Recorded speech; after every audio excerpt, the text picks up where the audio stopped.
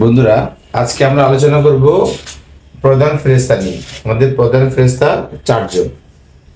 এক, জিবরাইল আলাইহিস সালাম, যিনি ফেরেশতাদের সর্দার এবং পবিত্র বাণী নিয়ে আসতেন আল্লাহর তরফ থেকে। উনি আল্লাহর তরফ থেকে নবী রাসূলের কাছে পবিত্র বাণী নিয়ে আসতেন, ওনাকে বলা হয় বাণীবাহক।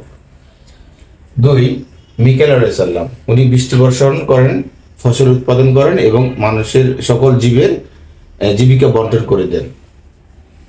3 নম্বর, ইসরাফিল আলাইহিস সালাম, যিনি আল্লাহর নির্দেশ অনুযায়ী কিয়ামতের দিন সিংহে ফুৎকার দিবেন এবং সেদিনই কিয়ামত হবে।